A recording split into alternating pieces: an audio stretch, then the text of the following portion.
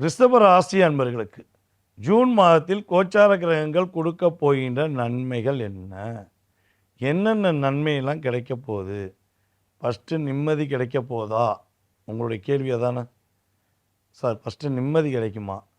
நன்மை கிடைக்கிறது கூட ஓகே சார், ஆனால் நிம்மதி இல்லாமல் நாங்கள் படுற பாடு பெரும்பாடு. எங்களுக்கு நிம்மதி கிடைக்குமா கிடைக்காது? உறுதியாக உங்களுக்கு இனிமே தான் இந்த ஜூன் மாதம் உங்களுடைய லைஃப்பில் நீங்கள் யாருன்னு ப்ரூஃப் பண்ணி உங்களுடைய திறமை என்னங்கிறத புரிய வச்சு ஒரு நிம்மதியாக ரிலாக்ஸாக இருக்க போகிறீங்க.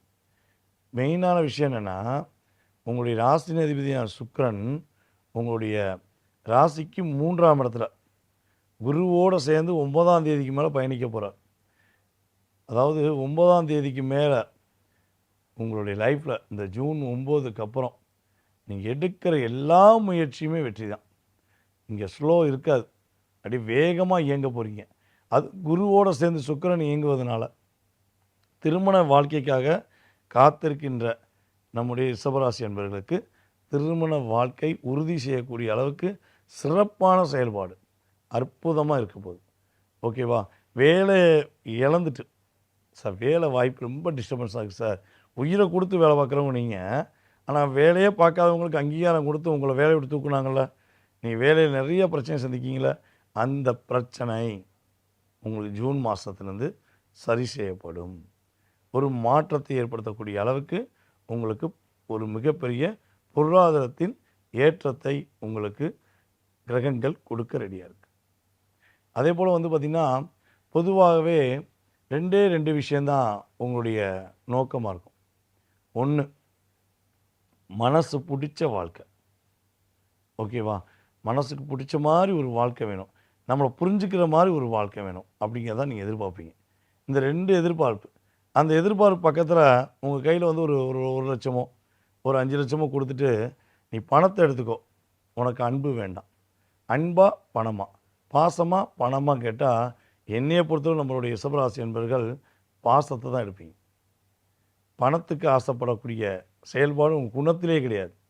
ஏன்னா காலச்சக்கரத்துக்கு 2க்குரியவன். நீங்கள் இருக்கிற இடமே செல்வ செழிப்பு.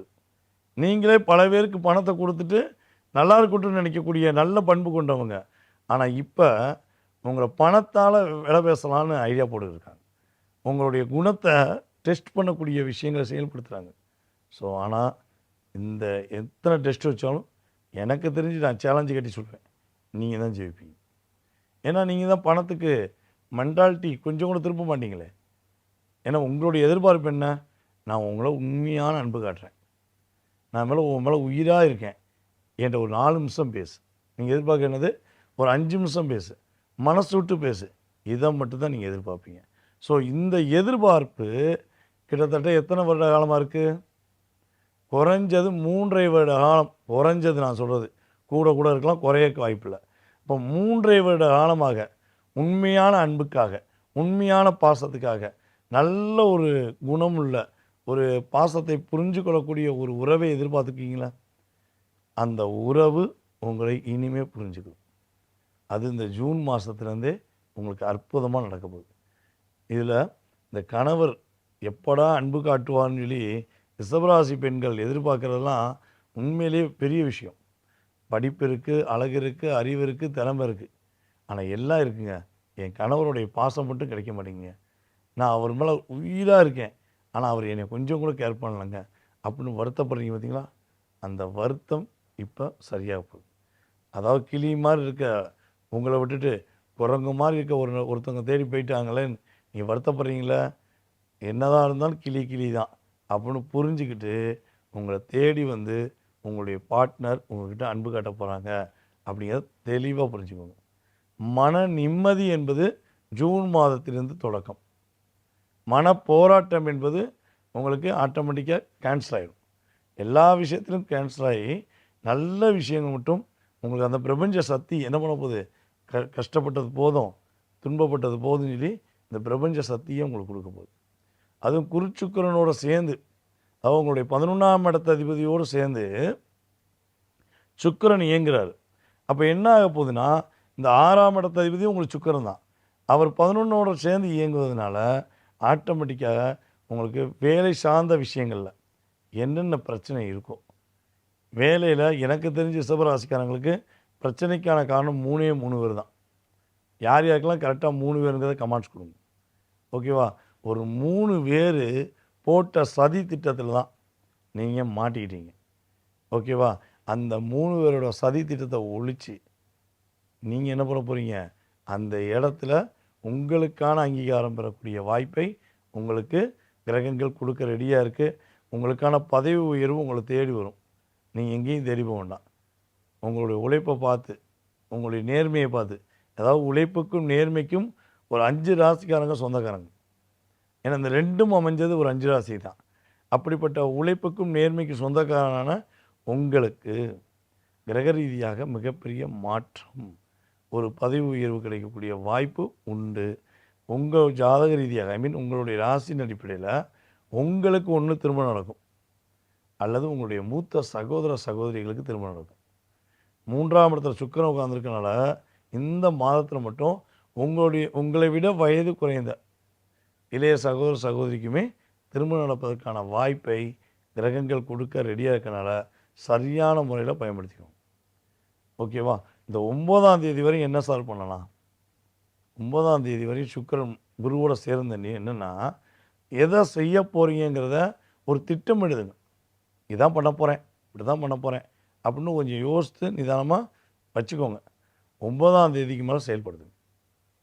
நீங்களாக இருக்க மாட்டீங்க. உங்கள் லெவலே கூடும்.